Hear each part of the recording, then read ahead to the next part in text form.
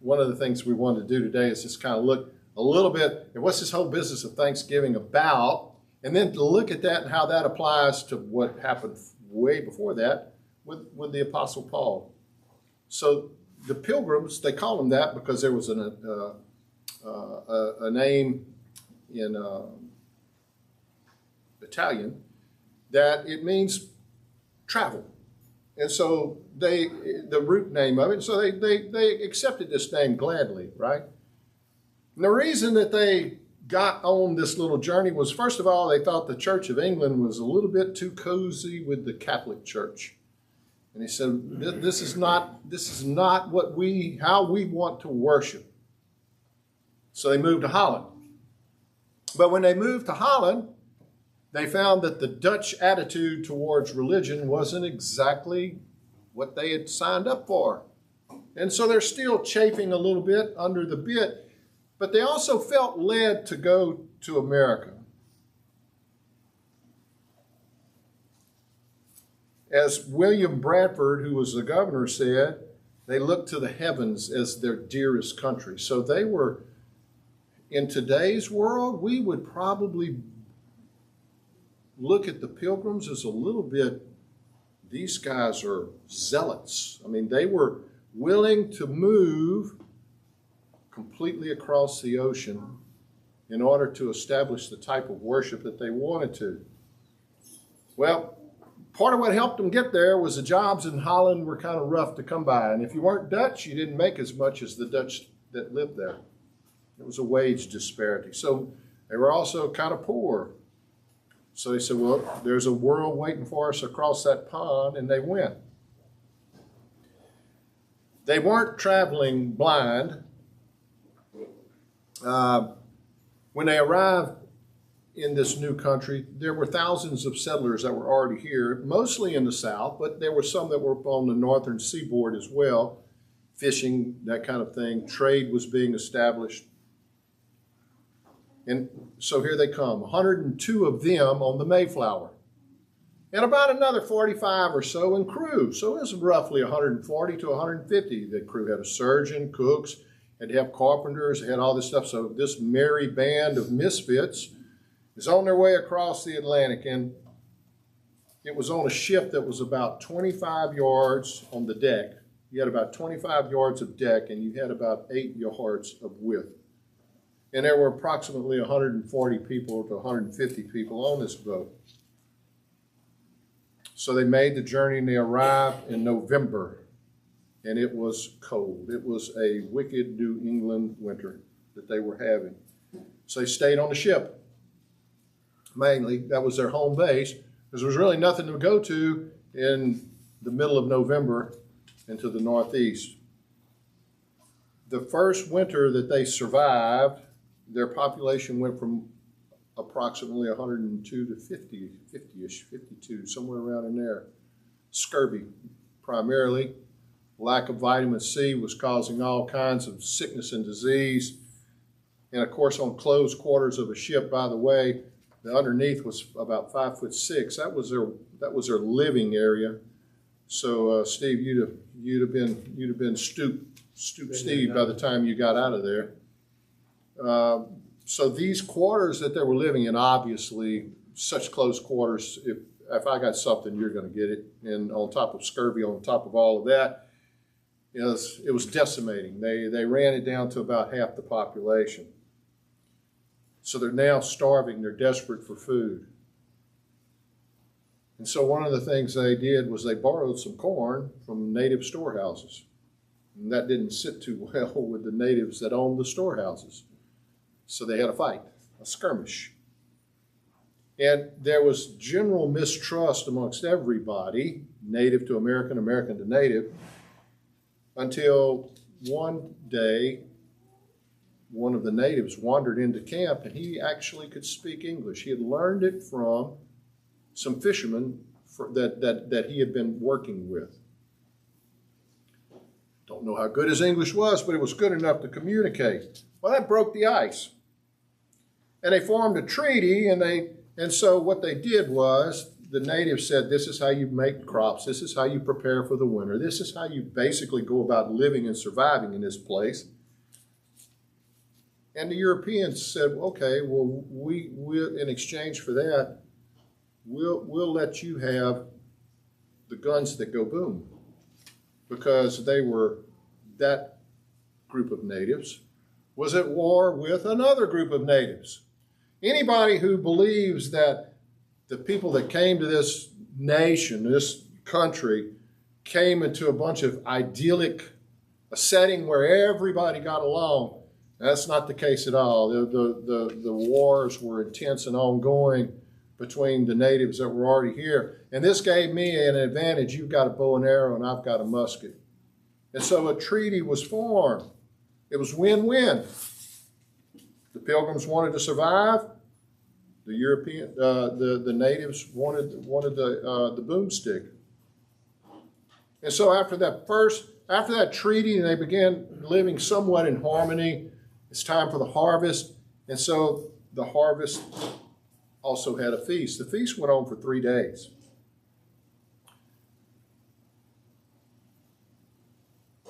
Eventually, though, the alliance would falter between them because more settlers arrived, and that shifted the balance of power back to the settlers. It wasn't a win-win anymore, and so the whole thing just kind of disintegrated. Well, that was a story, more or less, quick story, of what we celebrate for Thanksgiving. And here is perhaps that story or that tale or that piece of history is an allegory, which is a story within a story, to modern Christianity. Because there was a feast, but there was also a sacrifice. And the sacrifice was one that they were willing to undertake. And by the way, what do you think happened to the crew of the Mayflower? They sailed back later eventually and brought some more goods. The ship was finally wound up in such disrepair that they tore it apart for scrap lumber. But so these are kind of intrepid, fearless kind of people, right? We 25 feet long, 8 feet across. We come over with 102 people. We stick here. Half of the crew died or so. So now they're on a depleted crew. And they said, well, okay, we're going back and do some more. And so there they went. There was a sacrifice, but there was a feast at the end of it. Perhaps with modern Christianity, there's a little bit of a loss there. We eat the feast, but we don't necessarily appreciate the sacrifice in modern Christianity. The sacrifice is both ours, but there was a larger sacrifice that was made for everybody. We're going to talk about our sacrifice in just a minute, but the ultimate sacrifice was made by Christ. And then he even told the parable of the wedding banquet, or the banquet, where all these people were invited to this great feast, but some decided not to come. He said, well, then go out there and find anybody that you can and bring them in, because this feast is for everybody. So what does that have to do with Paul? Because Paul's life, how much do you know about it? What have you actually thought about it? Because when we read Paul, a lot of times, we don't maybe necessarily think about this stuff. So it's good to kind of go through this. So in 1 Thessalonians 5, he says this: rejoice always, pray continually, give thanks in all circumstances, for this is God's will for you in Christ Jesus. Well, we read that as moderns and we go, okay, well, I pray here, pray there. And the modern reader, the one today, when it says give thanks in all circumstances, maybe they see a grand building, big church, fine furniture, well-dressed pastor, a message that heartens and uplifts, a la Joel Osteen, perhaps.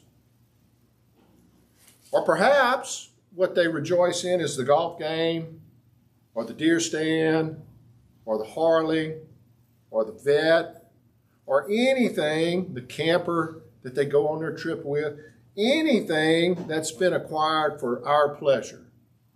And of course, there's nothing wrong with pleasure, but there's this notion of how do we put all that together? how do we make sure that we focus on the feast and also remember the sacrifice? So now we're going primarily to 2 Timothy, and then we're going to look in Acts to see what he was talking about. 2 Timothy was written just prior to Paul being executed. He was executed in the spring of 68, more than likely. He wrote it in the fall of 67.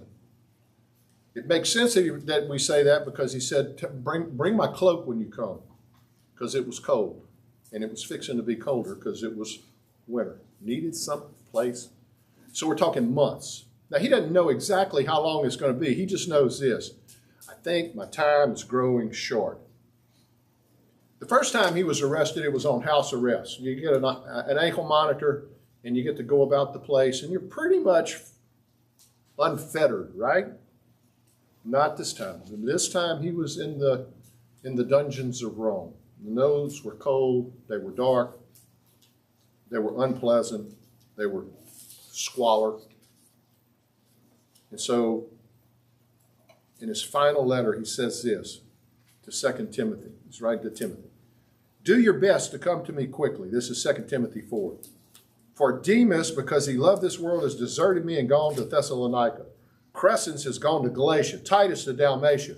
Luke, and only Luke, is left with me. Get Mark and bring him with you, because he is helpful to me in my ministry. I sent Tychicus to Ephesus. When you come, bring the cloak that I left with Carpus at Troas and my scrolls, especially the parchments. All right, so a couple of things here. Basically, he had been deserted. The posse had bugged out. They went to different places for different reasons. Some of them were disagreements. One guy he sent someplace. This was the burden of now he was beginning to say, I'm by myself. This is about to end. Come to me. Another thing he says is bring Mark. Well, they had an argument one time where it was like, well, let's go to he and Barnabas, or Paul and Barnabas, and they said, let's bring Mark with us. And he said, well, I'm not bringing Mark with us. He abandoned us on that other trip. And Barnabas was going, I think we should. They got in such an argument that it was like, fine. Barnabas said, I'll take Mark with me. You go by yourself. And they did. They split. But now he's saying, bring Mark because he's helpful to me in my ministry. So what happens oftentimes is that the prodigal returns to the table. They see the things that are more important than the things that separated, and the choice to reconnect is made. And that was in this case. Are we going to get in a petty argument about whatever it was when I think I'm about to be killed? No, bring Mark to me. And then he says this, bring my scrolls and my parchments. What? Scrolls. He wanted to study. He wanted the word in front of him that he could read exactly what it was, although he could probably, word for word, recite them because he was that studied.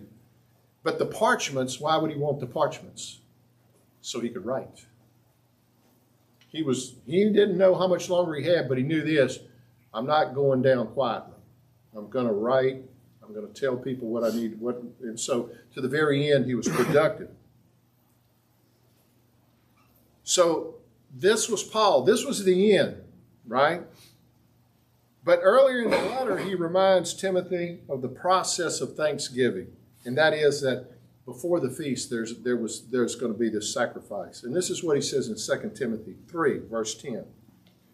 You, however, know all about my teaching, my way of life, my purpose, faith, patience, love, and endurance, persecutions, sufferings, what kind of things happened to me in Antioch, Iconium, and Lystra, the persecutions I endured, yet the Lord rescued me from all of them. In fact, everyone who wants to live a godly life in Christ Jesus will be persecuted.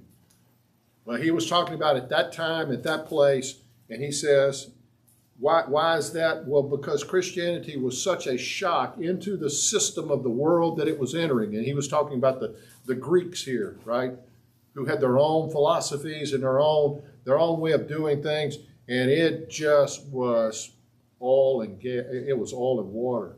It just didn't mix. And there was really no way to make that point without it. Now today, everyone who wants to live a godly life will be persecuted. Well, maybe not to the extent that Paul was, but there's still some truth in that. So he says, the persecutions I endured, what is he referring to? Well, the Bible gives us some details on that. In 2 Corinthians 11, 23 through 28, he says this, if anybody wants to boast, I'm speaking as a fool, but I can boast. Are they Hebrew? Am I of the right race? Yes, so am I. Are they Israelites? So am I. Are they Abraham's descendants? So am I. So he's pointing out to the Jews, I can go anything you do and I can go toe-to-toe with it.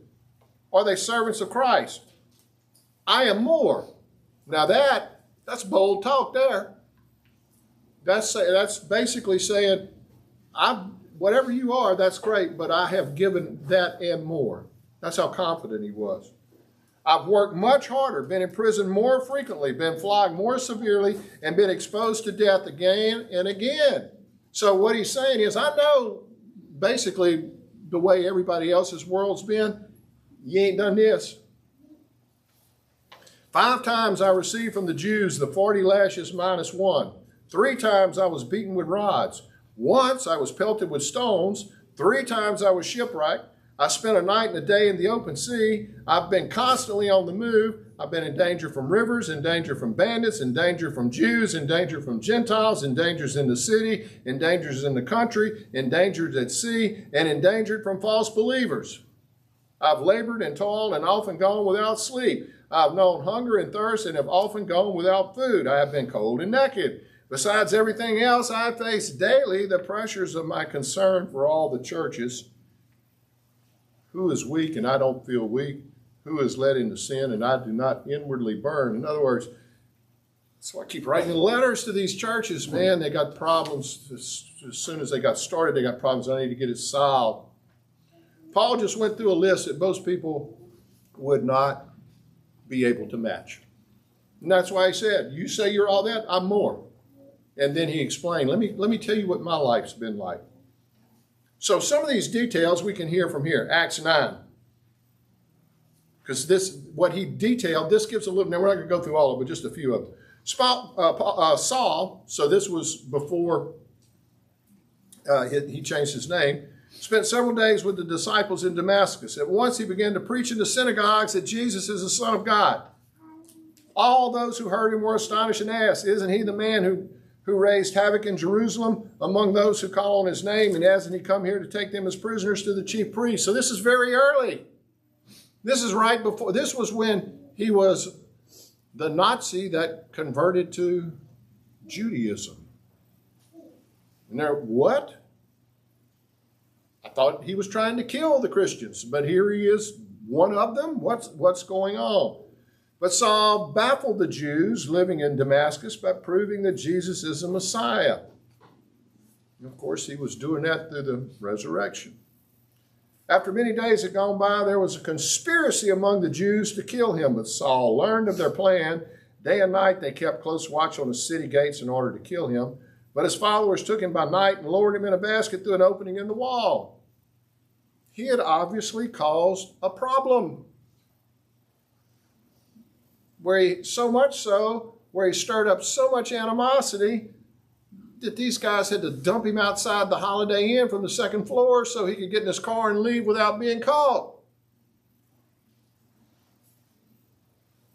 Why? Because he was preaching in the synagogue. The synagogue was the place where when thoughts were challenged, that's where they became the most opposed. Where did Jesus cause the biggest stinks mostly? In the synagogues. In Acts 14, we read this. At Iconium, Paul and Barnabas went as usual into the Jewish synagogue. In other words, this was standard operating procedure. Now that we're here, let's go cause trouble. But it wasn't to cause trouble for trouble's sake. It was simply, let's give our message. They spoke so effectively that a great number of Jews and Greeks believed. Jews and Gentiles. But the Jews who refused to believe stirred up the other Gentiles and poisoned their minds. So Paul and Barnabas spent a lot of time there speaking boldly about the Lord, who confirmed the message by enabling them to perform signs and wonders. The people of the city were divided. Some sided with the Jews, some sided with the apostles. There was a plot afoot among both Gentiles and Jews, together with their leaders, to mistreat them and stone them. But they found out about it and fled to the cities of Lystra and Derbe and to the surrounding country, where they continued to preach the gospel. So when they got to Lystra and Derbe, there was a man who sat there that was lame. He had been that way from birth and had never walked. He listened to Paul as he was speaking. Paul looked directly at him and said, "Stand on your feet." At that, the man jumped up and began to walk. When the crowd saw what Paul had done, they shouted in their own language, "The gods have come down to us in human form." Barnabas they called Zeus, and Paul they called Hermes, because he was a chief speaker. The priest of Zeus, whose temple was just outside the city, brought bulls and wreaths to the city gate because he and the crowd wanted to offer sacrifices to them. You get that picture? The priest from the temple of Zeus was bringing in the bulls and the wreaths. This is a hallelujah kind of moment. When the apostles Barnabas and Paul heard about this, they tore their clothes and rushed out into the crowd shouting, "Whoa, why are you doing this? We are human just like you. We're bringing you good news, telling you to turn from these worthless things to the living God, who made the heavens and the earth and the sea and everything in them. In the past, he let all nations go their own way, yet he has not left himself without testimony. He has shown kindness by giving you rain from heaven and crops in their seasons. He provides you with plenty of food and fills your heart with joy." Even with these words, he had difficulty keeping the crowd from sacrificing to them. Then some Jews came from Antioch and Iconium and won the crowd over. They stoned Paul and dragged him outside the city, thinking he was dead. But after the disciples had gathered around him, he got up and went back into the city, and the next day he and Barnabas left for Derbe. He stirred up such a hornet's nest in the previous city that they tracked him down to this new city, convinced some people that they needed to stone him, or as Paul says, "I was pelted with stones." They tried to stone, they did stone him, they thought they killed him, drug him outside the city where he was rescued, and they went from there to Derbe. And they thought at one time, and this is so symptomatic, emblematic of human behavior. Jesus goes into Jerusalem. They're putting palm fronds in front of him and waving them. "Blessed is he who comes in the name of the Lord." 4 days later, they're hollering, "Crucify him, we have no king but Caesar," because they didn't get what they wanted out of it. In this case, people had seen the man, they saw the man get up and leave. They were so willing they were ready to coronate these people as gods, Paul and Barnabas. They said, no, that won't work. And so then there was this confusion, and then in confusion, that's where people take their best shot in order to sow dissension. Confusion before dissension, always.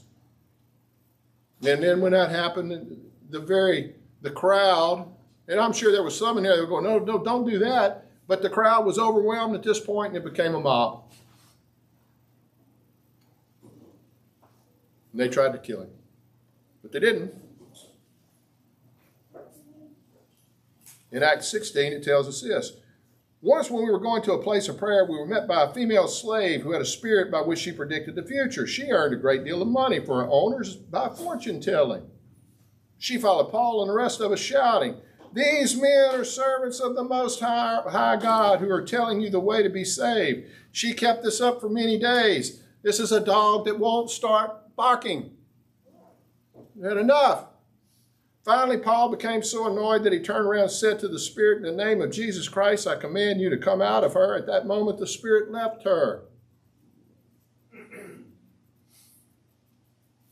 When her owners realized that their hope of making money was gone, they seized Paul and Silas, dragged them into the marketplace to face the authorities. They brought them before the magistrates and said, "These men are Jews and are throwing our city into an uproar by advocating customs unlawful for us Romans to accept or practice. The crowd joined in the attack against Paul and Silas, and the magistrates ordered them to be stripped and beaten with rods. After they had been severely flogged, thrown into prison, the jailer was commanded to guard them carefully. And when he received the orders, he put them in the inner cell and fastened their feet in the stocks. Now, you read flogged and you go, well, but if you live in the Philippines and you got a flogging coming to you, then you need to get mentally prepared for that. Because this is not a switch, this is a rod. And it produced severe trauma. And when they got through with that beating, they put them in the cell, in hands and feet.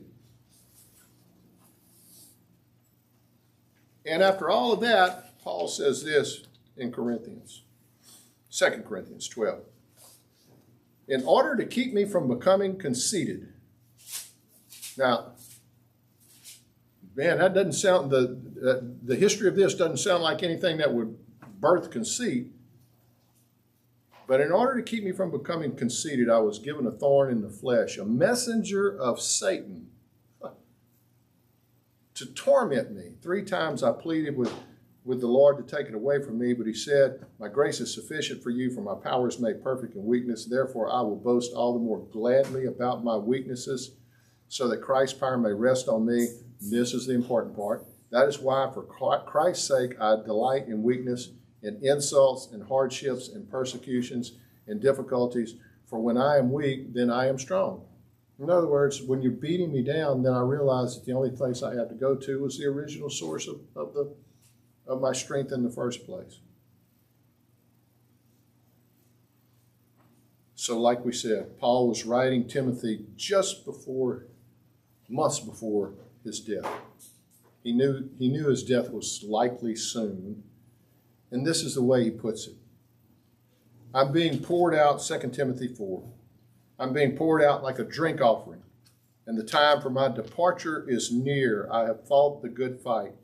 I have finished the race. I have kept the faith. Now there is in store for me the crown of righteousness, which the Lord, the righteous judge, will award to me on that day, and not only to me, but also to all who have longed for his appearing. The feast that Paul was waiting for was anticipated, but the sacrifices had already been completed. And probably somewhere in your head right now, you're probably asking yourself this: if I haven't had a life like Paul, does that mean I'm not a good Christian? I mean, wow. And the answer is no, not necessarily. You may be called to extraordinary circumstances. But Paul said, you say that you've given it for Christ? I've given more. My life has been extraordinary. There are people all around that live everyday lives of quiet sacrifice. And by that I mean they constantly reconcile or seek reconciliation with their family. They constantly reach out to their neighbor and show godly love. They care about the poor, the orphan, and the widow. That kind of stuff.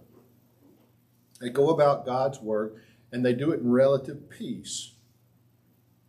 And they don't really have a fear of persecution. On the other hand, it could be just the opposite.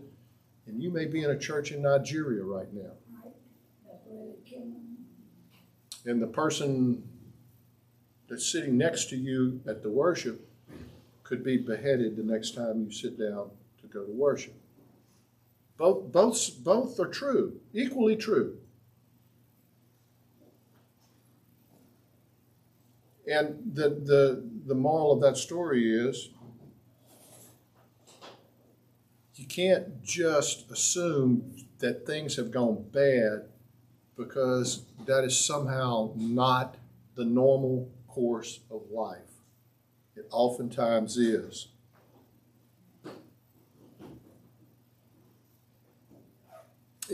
Paul says, if you lead a godly life, it will It will lead to persecution, and to some extent that's true. Just walk into your workplace or whatever and try to proclaim, and you may not be able to. But you'll find that once your positions are known, that your friendship circles tend to shift, and what people are willing to do with you shrinks. You're not spending Saturday night at the honky tonk like you used to, and the buddy may not be able to understand that. That was in Paul's day when he says you'll be persecuted. You can book it, because the times at that particular time were so flammable, because Christianity was walking into a culture that just was not going to give up easily. And so it took perseverance. Today, we're actually, courtesy of the Constitution, it's baked in that we have religious freedom. On the other hand, you can look at places like England, where religious freedom is definitely the boundaries of it are trying to be compressed, not expanded. So it's an ongoing threat.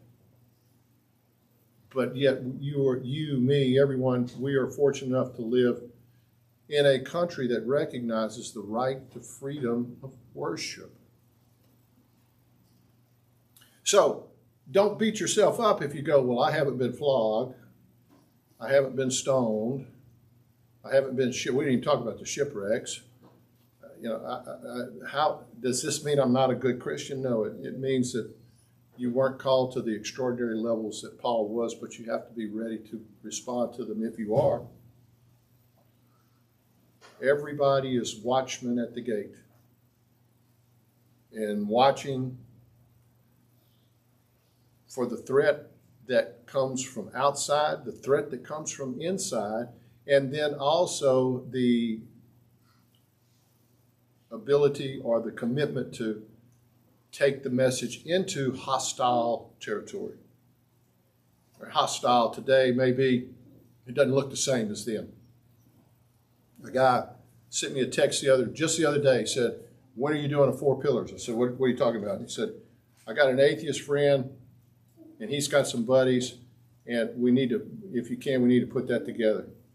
And then he said something that was quite encouraging, because this was probably 10 years ago. He said, "In all my times, that was the single best presentation to help me anchor my faith that I've ever had." I said, okay, so where you want to do it and when you want to do it. So we're working on that for the new year. But there's got to be the ability to, or the willingness to step into a camp like the Indian, the native, stepped into the camp, and you got to be able to speak the same language. You got to create common communication. And you got to make it understandable that this is a win-win situation. What does the non-believer get? Well, that's the gospel. And then there needs to be this level of respect. And human nature being what it is, there's a pretty good chance that it's probably going to get broken before. It's going to take management. It's going to take time. It's going to take, as Paul did, it's going to take letters. It's going to take communication. It's going to take work. It's going to take sweat. It's going to take blood. There's a saying, it's a wise saying, I think. Hard times create strong men. Strong men create good times. Good times create weak men. Weak men create hard times. And if you look through history, that cycle is there. Christianity kind of falls into that, unfortunately. We sometimes become weak Christians when we spend too much time worrying about what we don't have instead of what we do have. The Pilgrims, after losing half of their population, showing up on land, getting in fight with the natives, trying to figure out how in the world are we going to make this work, finally saw the opportunity to communicate, not because of what they did, but because somebody stepped into their camp and said, I think I got something here. And they could actually understand them, and they formed a treaty. The opportunity to step into somebody's camp and to communicate with them about something that they need and get them to understand that they're not giving up, but they're actually gaining, is the Christian challenge. So, with all due respect, standing out on the street corner and saying you're about 10 seconds from burning in hell probably isn't the best message. Paul went into the synagogues. He didn't preach about the Jews being wrong. He preached about Christianity being right. Big difference. By definition, when he preached about Christianity being right, that brought the Jews into conflict because they weren't willing to give up what they believed. Although it says many did, he convinced Jews and Gentiles. And the Greeks had this strange philosophies of their own that were those were tough eggs to crack. So when you think, oh man, this world out here, so nobody believes this message anymore. Believe me, it was as difficult or more difficult in Paul's day.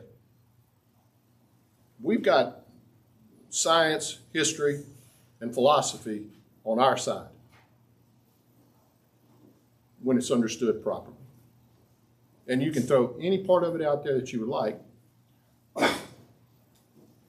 And the burden of faith being, I've got to take a leap from what I know to what I conclude, is much shorter for the believer than it is for the atheist.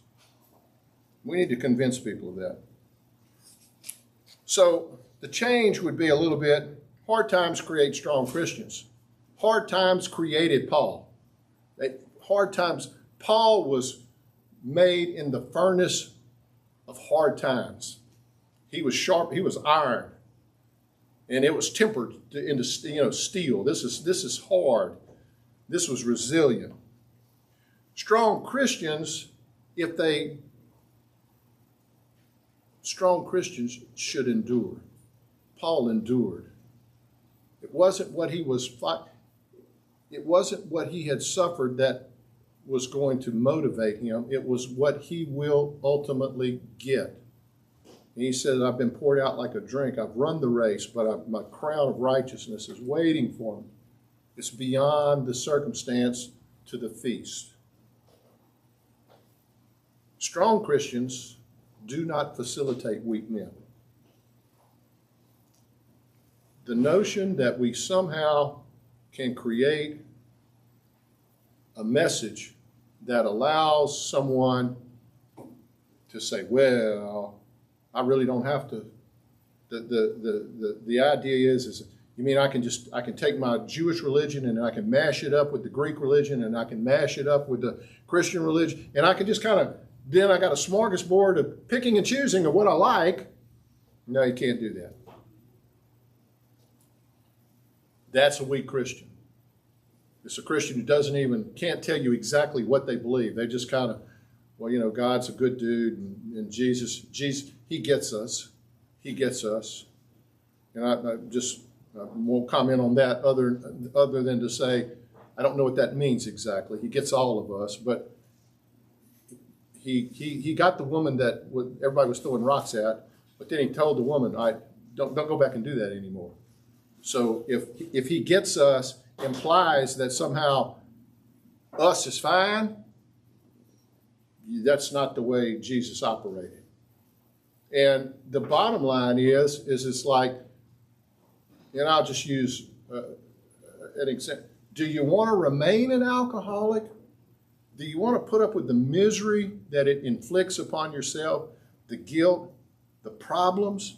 Is that what you're saying? Or do you want to step out of that? And that is the message of Christianity in our own personal lives. You want to stay where you're at, because if you're trying to turn Jesus into some kind of let's get into a negotiation. I'll give up this for 3 Hail Marys and a couple of, sorry, don't work that way. You're all in, right? But I'm afraid we're at the point, again, where weak men have created hard times. And so here's the opportunity for the church, because hard times should reveal strong Christians. That's the message. That's the real message of Thanksgiving. Those first dudes, they had a feast 3 days. But that feast, before they had that feast, they wrapped some, they skinned some knees, and they skinned some knuckles. They had to fight for it. Paul his whole life was a skirmish. I mean, it was utterly ridiculous. It would make Indiana Jones sound like a movie. Because that's fake. This was really, if you made the story of Paul and actually did it, it would be better than any Indiana Jones that you could come up with in terms of the difficulties that he faced. So, Thanksgiving. Yes, be thankful. Not just full, thankful. Thankful of the many blessings that we have. For the joy set before him, he endured the hardship. There's a joy before us. So next week, we turn to there's a rumor. There's a rumor that there's a child among us. This child's different. This child would be Emmanuel. So let me be the last to say, Happy Thanksgiving. Let me be one of the first to say, Merry Christmas. So, Father, we thank you, man, to look at the life of Paul and then to realize how he viewed his own life at the end of it is really beyond an inspiration. It's a challenge to us all to prioritize and then to keep in focus what is so important. Birthing churches, managing churches all across the region, persecuted to the point where he was ultimately martyred. But he kept on coming. And so that level of commitment is bound to produce thanksgiving, because its real commitment is because you are thankful for something. So may we in our lives, may we be thankful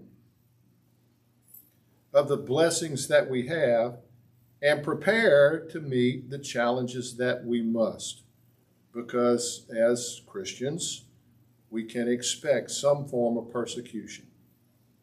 And may that persecution be our chance to show that our weakness is also our strength. It's in Jesus' name we prayed, and everyone